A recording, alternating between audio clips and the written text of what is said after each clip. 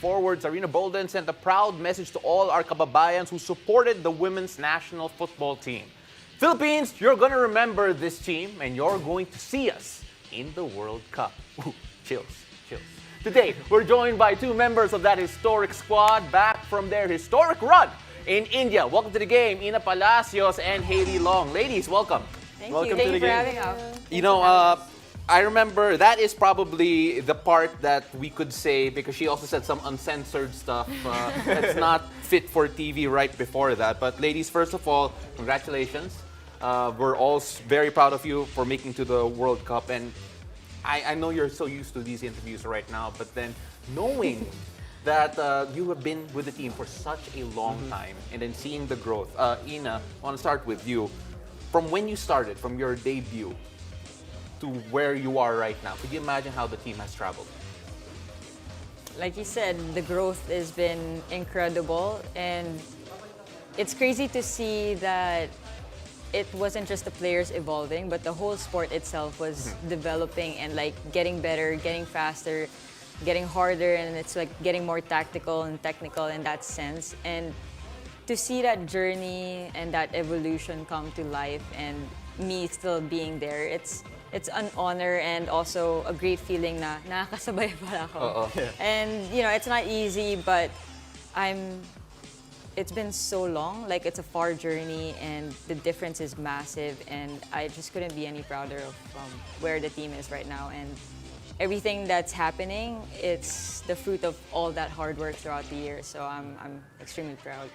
Yep, I'm sure all the fans are so proud of them as well. Hailey, you could also consider yourself as a veteran in the national team. You debuted for the national team back in 2016, not far off from Ina, with 41 caps prior to this Asian Cup. How special was this run for you, making history with this special squad?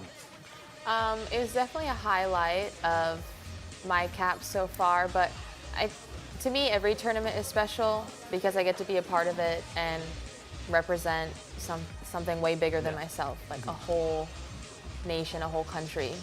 And that's been an honor since 2016.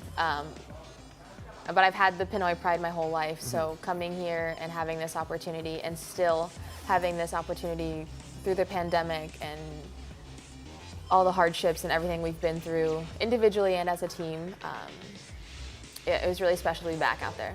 Hailey, Coach Allen said that throughout the entire tournament, you were punching up your weight. I mean, you had to take on Thailand, who we've never beaten in 12 tries. You had to take on Chinese Taipei, who we haven't beaten in forever as well. And you took on Australia, gave a good performance, and also went up against South Korea. I mean, when you go through that type of gauntlet and surpassing the boundaries that you guys have set even before, how have you grown? Were you surprised by that growth when you saw it? And was there a moment in particular that snapped that you said that, hey, we can run with these girls? I always felt and always knew we could compete, and we have always competed, but now we've started beating people, and I think that's the difference with this campaign. And it was, especially our first game being Thailand on my birthday. It was a pretty good birthday, like no pressure, but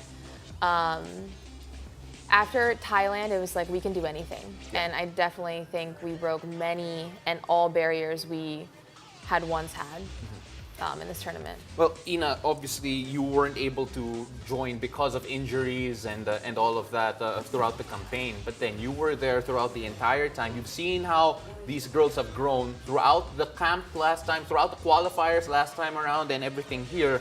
How did you feel in particular seeing these girls doing what they did on that field? Yeah, it was a lot of unfortunate events happening to me during the tournament.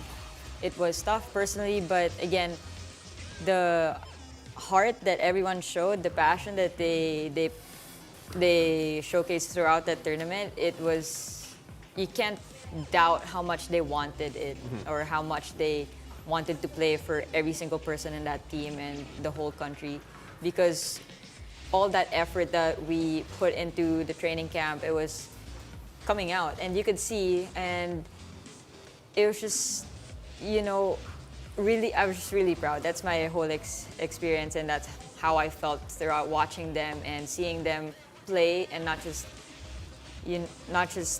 participate, play well, beat teams, and that's a huge step for Filipino football. And that's what she said, consistency is now our goal, and now we're beating teams. We need to be able to keep beating teams, and that's a much bigger responsibility now that we've made it to the World Cup. Now we need to prove it to everyone that we deserve to be here, and it's not like a one-time thing. We're gonna stay here. All right, Hailey, that last match against Korea, you could say that's the preview of what you're gonna face in the World Cup, that level of football. What did you learn individually and as a team in that game that you can bring to the World Cup against the stronger teams? Well, I think it started with the Australia game we had, knowing they've consistently been a top 10 team in the world in women's football is just outstanding that we could compete with them. And we definitely showed that in the first 50 minutes, and it just proved how much growth we still had to do. But then seeing the Australia and Korea game, we kind of just like scouted out ourselves, like seeing the way they played, we could definitely fix our mistakes, at least make them more aware to ourselves, and hopefully fix them within the next few days to compete against Korea.